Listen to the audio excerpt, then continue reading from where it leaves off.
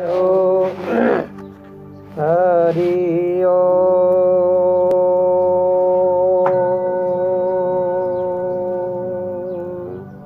नमः सवित्रे जगदेक चक्षुषे जगत प्रसूते स्थिति नाश हेतवे त्रिमयाम त्रिगुणात्म धारणम विरंची नारायण संकटात्मा। ओम सदगुरुदेव की जय हो। बोलो श्री पीपा जी महाराज की जय हो। सब धर्म प्रेमी सज्जनों, पीपा जी महाराज का और राजा सूर्यसेन का प्रश्नोत्तर समाधान सत्संग चल रहा है, जिसमें राजा सूर्यसेन ने आत्मज्ञान के बारे में, कल्याण के बारे में जो बातें पूछी थी, तो पीपा जी महाराज ने कहा कि ज्ञान के बिना कभी कल्याण होता नहीं है। और उस ज्ञान को चाहे ब्रह्म ज्ञान कहो, तत्व ज्ञान कहो, आत्मज्ञान कहो, उससे ही कल्याण होता है। और उसके भिन्न भिन्न प्रकार के विषय बताए हैं। तो आज का सत्संग जो है, तो राजन पूछते हैं, हे गुरुदेव, ये वेदांत का ज्ञान एक साथ में होता है या क्रमवार होता है? भाई धीरे धीरे होता है, एक साथ में होता है? तो गुरुदेव कहते हैं, पीपा जी महाराज कहते हैं, राजन, ज्ञान की शास्त्रों में 7 भूमिकाएं होती है, 7 कक्षाएं होती है, और 7 भूमिका से वो ज्ञान होता है। शुभ इच्छा, सुविचार तनु, सत्वाप्ति मिलचार, असंग शक्ति, पदार्थ अभावनी, तुरिया को उर्धार। ये 7 ज्ञान की भूमिका होती है। तो सब से लास्ट में जो भूमिका है वो है तुरीयावस्था, और सबसे पहली भूमि है शुभ इच्छा। अब मैं आपको इस 7 भूमिका को एक सूक्ष्म रूप में, छोटे रूप में बताता हूँ। ध्यान से सुनना और समझ करके इनका विचार करना, चिंतन मनन करना, और इन भूमिकाओं को जीवन में साक्षात्कार करना। जब आपको खुद को पता चलेगा कि अब मैं कौन सी भूमिका में हूँ, प्रथम भूमिका में हूँ, दूसरी भूमिका में हूँ, तीसरी में हूँ, ऐसे आप इन लक्षणों के द्वारा, गुणों के द्वारा अपने खुद को आप जान सकोगे, समझ सकोगे। अब कहते हैं, राजन, प्रथम जो ज्ञान की भूमिका है वो शुभ इच्छा है। शुभ इच्छा का अर्थ होता है पूर्व जन्म के शुद्ध संस्कार को लेकर, पूर्व जन्म के शुभ संस्कारों को लेकर के और वर्तमान में मोक्ष की तीव्र इच्छा को ही शुभ इच्छा कहते हैं।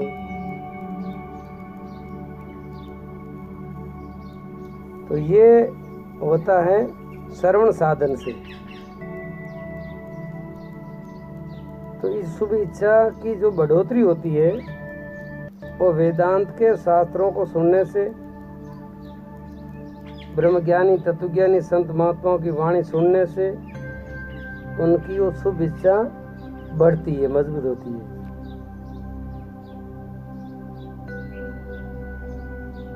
तो कुछ तो पूर्व जन्म के संस्कार होते हैं, जब भावना होती है भाई इस भक्ति के मार्ग पर चलने की, कल्याण के मार्ग की इच्छा होती है।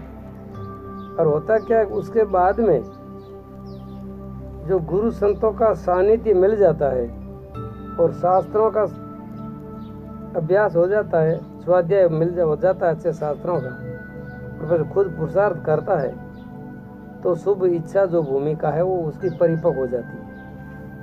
अन्यथा क्या होता है, शुभ इच्छा तो हुई, 1-2 कदम भरया मुक्ति तरफ, પછી ढीला पड़ गया, बस हो गयो मोर मोक्ष, हो गयो मोर कल्याण, अतरो ही वे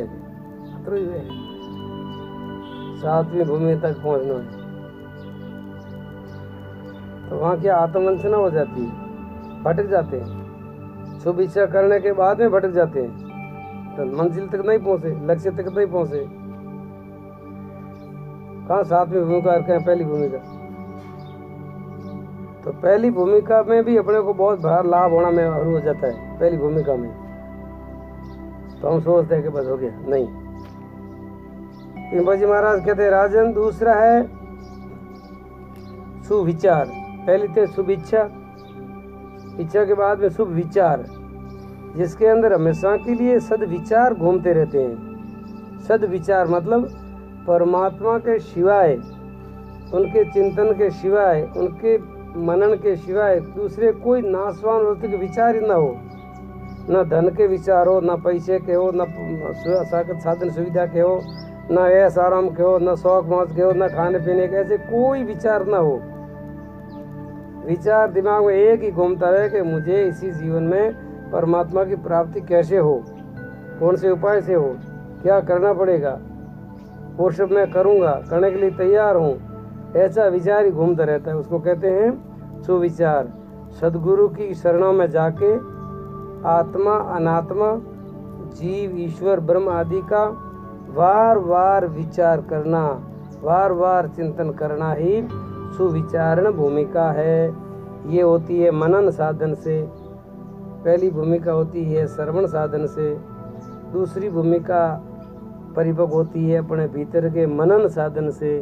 समझा रही बात? समझा रही?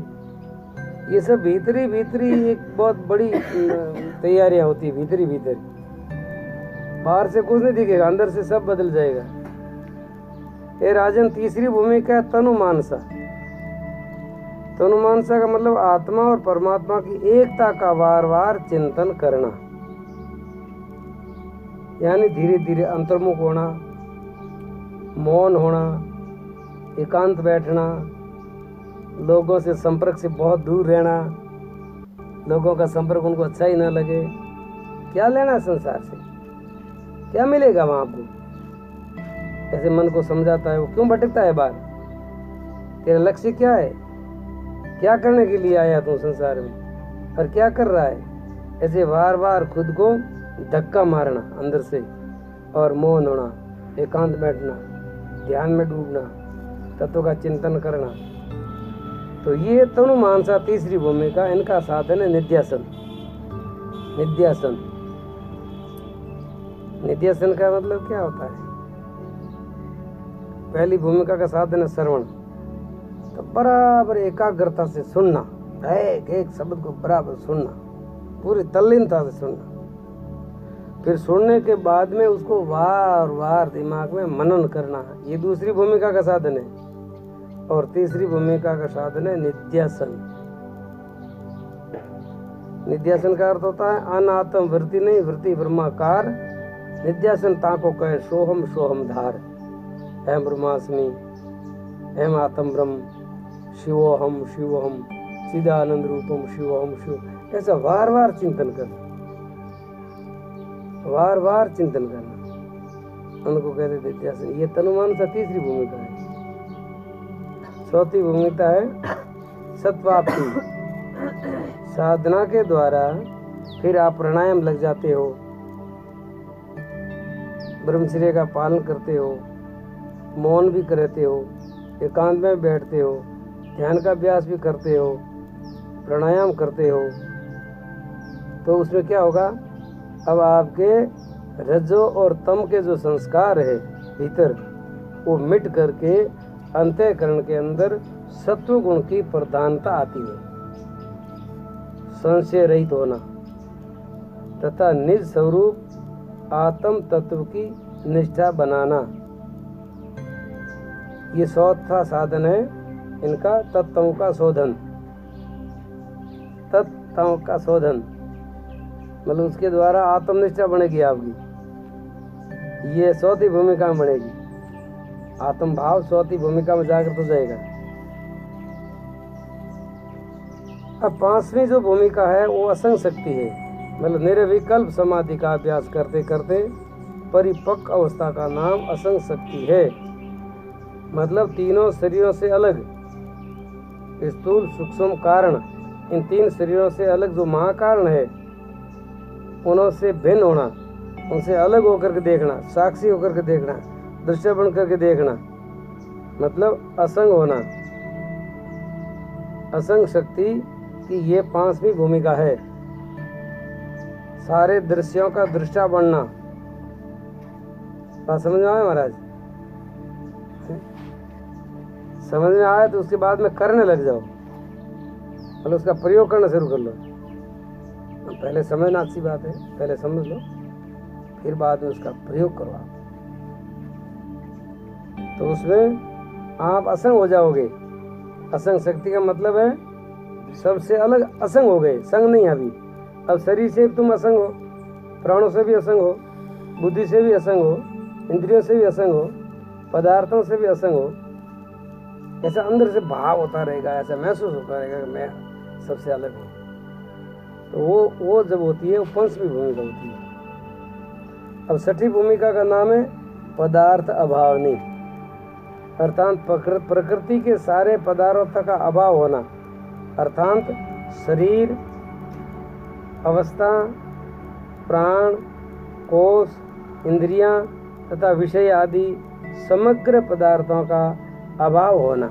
मतलब जीव की समग्र वृष्टि सृष्टि का अभाव होना, ईश्वर की समग्र समष्टि पदार्थों का अभाव होना। ये थोड़ा गहरा विषय है, कोई भाग्यशाली आत्माएं समझ सकेगी, हर एक के बस की बात नहीं है। कोई जिज्ञासु होगा, उत्तम अधिकारी होगा, वही समझ सकेगा, बाकी लल्लू पदमियों का काम नहीं है।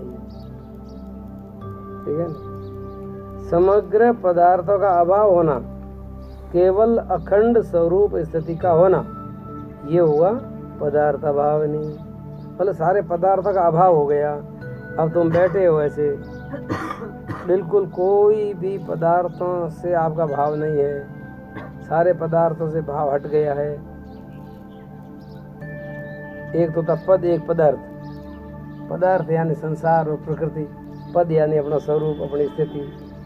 आप हर स्थिति में अपने स्वरूप में आप रहना शुरू हो गया हो। अब कोई संसार के पदार्थ आपको हिला नहीं सकते, संसार की सुविधा आपको हिला डोला नहीं सकती, आपको कोई वस्तु से आप मोहित नहीं होंगे, न धन से, न पद से, न प्रतिष्ठा से, न पुत्रों से, न पत्नी से, न पति से, न आश्रम से, न वस्तु से। कोई आपके चित्त में प्रभाव ही नहीं पड़ेगा, आपकी मस्ती में कोई फर्क नहीं पड़ेगा, क्योंकि आप अपने आत्म स्वरूप में आ गए हो। इसको कहते हैं पदार्थ अभावनी।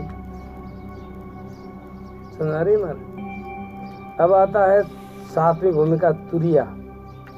तुरिया का अर्थात अव्यक्त है जहाँ सारा द्वैत बैठ जाता है, केवल वो परम तत्व रह जाता है, अद्वैत। वो ईश्वर का वाच्यार्थ को त्याग करके ईश्वर का जो लक्ष्यार्थ है वो निर्गुण निराकार परमात्मा। जीव का वाच्यार्थ समष्टि सृष्टि का समग्र सामग्री त्याग करके उनका लक्ष्यार्थ में वही रहता है तत्व जो सच्चिदानंद ब्रह्म निर्गुण निराकार, वो है सारे छठी सातवीं भूमिका का। तो वहाँ क्या था, सारा द्वैत मिट जाता है। क्या भाव अभाव न भासते, हूँ तो दोही विलाय। तुरिये भूमिका सातवीं के रणजीत समझ आए। ये तुरिया सातवीं भूमिका है जहाँ भाव अभाव, हूँ तुम, जड़ चेतन बंध मोक्ष, सारा द्वैत समाप्त हो जाता है और तुम केवल अद्वैत स्वरूप हो जाते हो, जहाँ मन वाणी शब्द विचार कोई पहुँचता नहीं है, सारे समाप्त हो जाते हैं। वो तुरिये का सप्तमी भूमिका है। इस भूमिका में कोई विरला ही पहुँचता है, कोई विरला ही पहुँचता है। ठीक है।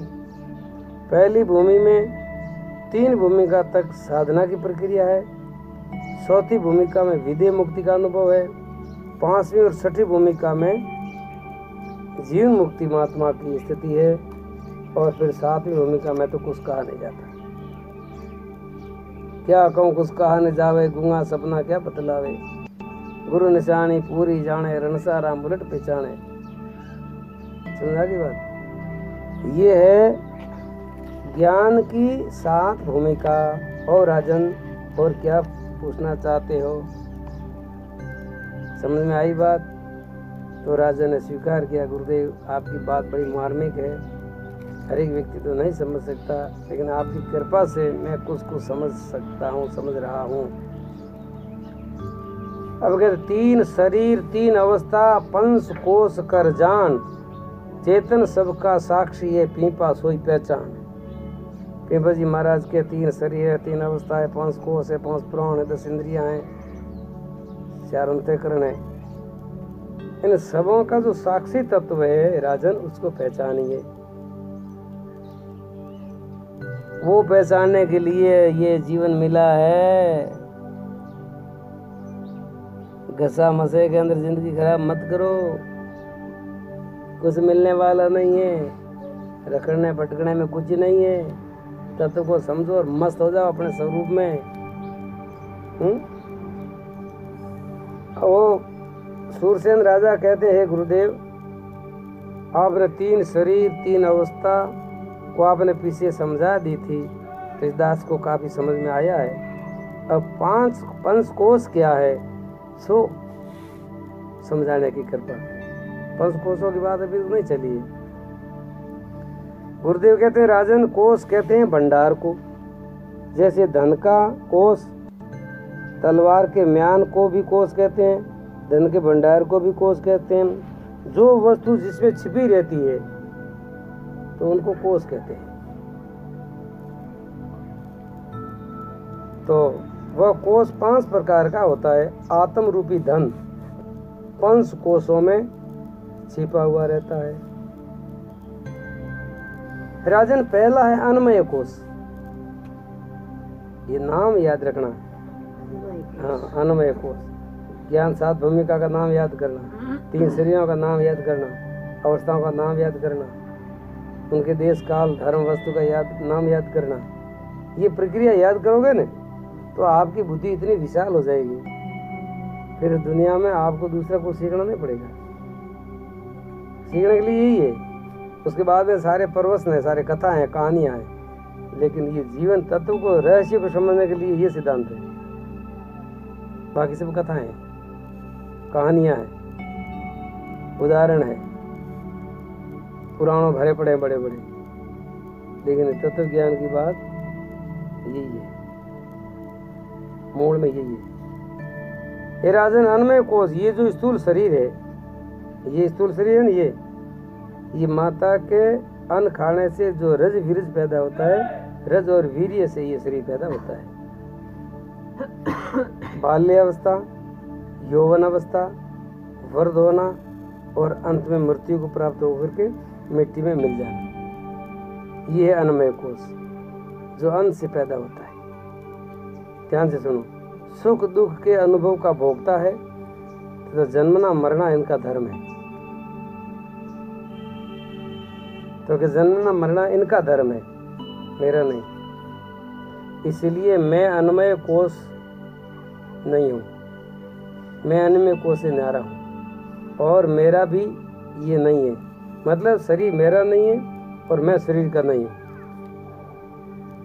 मैं चेतन इस स्थूल शरीर को जानने वाला, इससे न्यारा हूँ, मैं साक्षी हूँ और मैं अविनाशी हूँ। शरीर नाशवान है, शरीर का जन्म होता है, शरीर का मरण होता है। आत्मा का न जन्म होता है न मरण होता है। ये पहला कोश बताया है। अब इसके लिए कि आपको उदाहरण बता देता हूँ। जैसे आप बाजार में गए और वहाँ से एक हीरा खरीदा, तो उन हीरा ने क्या कि व्यापारी ने पिड़ुकी में बांध कर दे दिया। आपने वो हीरे की जो पुड़ी की ले करके आपने बटुए में रख दी, बटुआ ले करके थैली में रख दिया, थैली रख करके पेटी में रख दी, और पेटी आपने कमरे में रख दी, फिर ताला लगा दिया। अब हीरा तो अंदर है, पर हीरे के ऊपर पर्दे कितने आ गए? पहले कागज का पर्दा, फिर बटुए का पर्दा, थैली का पर्दा, पेटी का पर्दा, फिर कमरे का पर्दा, 5 पर्दे हो गए। अब हीरा तो प्रकाश करता है, लेकिन पर्दे 5 आ गए, प्रकाश क्या करेगा वो? अब हीरे के प्रकाश को अगर अनुभव करना है तो 5 पर्दे हटाओ, पहले कमरा को खुला करो, ताला खोलो, फिर संदूक खोलो, पेटी खोलो, पेटी में से फिर थैली बाहर निकालो, फिर बटुए को खोलो, फिर पुड़ुकी को खोलो, फिर उस हीरे को आवरण रहित करके अलमारी में रख दो, पूरे कमरे में प्रकाश कर लेगा। नहीं करता? ऐसे ही आत्मरूपी हीरा है, जिसके ऊपर 5 पर्दा, ये पहले पर्दे की बात होगी, अन्नमय कोश, ये और ऊपरी बाहर वाला कमरे की तरह है। फिर उसके भीतर जो है वो प्राणमय कोश, उसके अंदर प्राणों का पर्दा है। प्राणमय कोश कौन सा है? 5 कर्मेंद्रियां सहित 5 प्राण। 5 प्राण कौन से? प्राण, अपान, समान, व्यान, उद्दान, ये 5 प्राण है, कोश है। प्राण शरीर में बल बढ़ाता है। प्राण शरीर में क्या काम करता है? बल बढ़ाता है। और क्या करता है? भूख प्यास को लगाता है। मतलब भूख और प्यास ये प्राणों का धर्म है। जन्मन मरना इस शरीर का धर्म है। ये प्राण में कोश मैं नहीं हूँ और मैं इन प्राण में कोश को देखने वाला हूँ, वो हीरा कहता है जो चेतन तत्व है वो। ये प्राण में कोश मेरा नहीं है। ये प्राण में कोश का मैं दृष्टा हूँ, मैं साक्षी हूँ, मैं चेतन हूँ, मैं अविनाशी हूँ। प्राण भी नाशवान है लेकिन मैं अविनाशी हूँ। और देखो ये भिन्न करता जाता है, कचरा दूर हटाता जाता है विचारों के द्वारा, बुद्धि के द्वारा। समझ रही बात? ये राजन, अब तीसरा जो कोश है वो मनोमय कोश है। पहला शरीर, दूसरा प्राण, तीसरा मन। मन में कौन सी सामग्री है? तो क्या 5 ज्ञान इंद्रियां और मन, ये 6 तत्व मिलते हैं, उनको कहते हैं मनोमय कोश। ये मन इंद्रियों के द्वारा विषय रस भोगता हुआ बहिर्मुख होता है। ये मन इंद्रियों को साथ लेकर के बाहरी विषयों में भटकता है, भोगे के लिए, देखने का भोग, सुनने का भोग, बोलने का भोग, चखने का भोग, गंध लेने का भोग, ये सब इंद्रियों के द्वारा मन भोगता है। इसके अंदर भी तो चेतन तो है ना। तो हर एक शौक ये मन का धर्म है। पहले बता दिया, जन्मना मरना स्थूल शरीर का धर्म है। प्राणों का धर्म क्या है?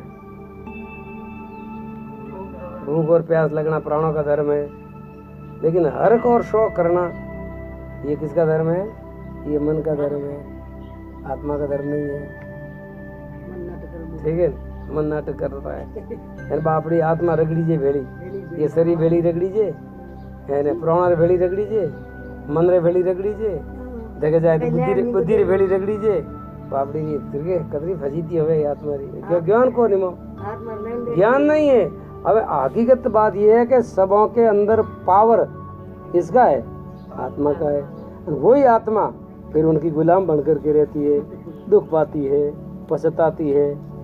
अब वो आत्मा कहती है कि ये हर शौक मेरा नहीं है, मन का धर्म है। ये मनोमय कोश मैं नहीं हूँ और ये मेरा नहीं है, मैं इनका साक्षी चेतन तत्व न्यारा हूँ। ऐसा भीतर से वो भाव बनता रहता है, वो भाव बनाता रहता है खुद स्वयं, कि खुद चेतन है ना भाई, कुछ जड़ थोड़ा ही है। तुम पत्थर तो तुम हो नहीं। शरीर जड़ है, प्राण जड़ है, मन भी जड़ है, और गहरे में जाओगे बुद्धि भी जड़ है, लेकिन आपका आत्मा जड़ नहीं है। ठीक है, ये अब आता है राजन, अब आता है विज्ञानमय कोश। अब विज्ञानमय कोश कहते हैं बुद्धि को। ध्यान से सुना यार, ऐसी बात आपको बार बार कहाँ सुनने को मिली। राजन, विज्ञानमय कोश है वो 5 ज्ञान इंद्रियां सहित बुद्धि से विज्ञानमय कोश माना जाता है। इसके अंदर ज्ञान, विज्ञान, विवेक आदि बुद्धि का ये धर्म है। बुद्धि का धर्म क्या है? ज्ञान, विज्ञान, ज्ञान विज्ञान का खोजना, विवेक को जागृत करना, ये बुद्धि का विषय है। मन का विषय आप समझ गए, हर शौक है। प्राणों का विषय है भूख प्यास, शरीर का धर्म है जन्मना मरना, बुद्धि का धर्म है ज्ञान विवेक जगाना। ये विज्ञान में कोश मैं नहीं हूँ और ये मेरा नहीं है, मैं तो इनका दृष्टा हूँ, मैं साक्षी तत्व हूँ, इनका भी जानने वाला हूँ। अब देखो आप धीरे धीरे अपने खुद में आ रहे हो। पहला शरीर से हट करके प्राणों में आए, प्राणों से हट करके मन में आए, मन से हट करके बुद्धि में आए, अब बुद्धि से हट करके आप खुद स्वयं में आ रहे हैं, खुद के घर में आप आ रहे हो। और गीता में कहा है अर्जुन को बताया भगवान ने, इंद्रियों से परे मन है, मन से विषयों से परे इंद्रियां हैं, इंद्रियों से परे मन है, मन से परे बुद्धि है, बुद्धि से परे तू आत्मा है। तो तू खुद को पहचान करके जान तू कौन है। अब आता है 5वां आनंदमय कोष। वो होता है आनंदमय कोष, ये इष्ट वस्तु प्राप्ति के प्रियवर्ती, मोदवर्ती और परमोदवर्ती से तथा तमोगुण की प्रधानता से जो आनंद का अनुभव होता है उसको कहते हैं आनंदमय कोष। इस सुषुप्ति अवस्था में होता है। आनंदमय कोष भी मैं नहीं हूँ, ये कोष मेरा नहीं है, मैं इनका भी साक्षी हूँ, चेतन दृष्टा हूँ। हे राजन, ये 5 कोष मुझमें नहीं है और मैं इन 5 कोषों से न्यारा हूँ, अतीत हूँ, इसीलिए मैं इनको जानने वाला चेतन तत्व हूँ। ये जड़ है, मैं चेतन हूँ, ये अनित्य है, मैं नित्य हूँ। ये अनुभव करके 5 कोशातीत मैं ब्रह्म हूँ, ये जीवन मुक्त अवस्था कही जाती है। इसको जीवन मुक्त अवस्था कहते हैं। हे राजन, आज मैंने आपके सामने 5 प्रकार के कोषों का वर्णन किया है। तुम 5 कोषों से अतीत हो। अब आप क्या समझना चाहते हो और क्या सुनना चाहते हो? ऐसा कह करके पिंपे जी महाराज ने कहा, राजन, आज की सत्संग यहाँ समाप्त होती है और कल इससे आगे का सत्संग चलेगा। फिर आपको जैसी आपकी शंका होगी, आप जो पूछोगे उस बात का पूर्ण शास्त्रों के सम्मत से आपको उनका उत्तर दिया जाएगा।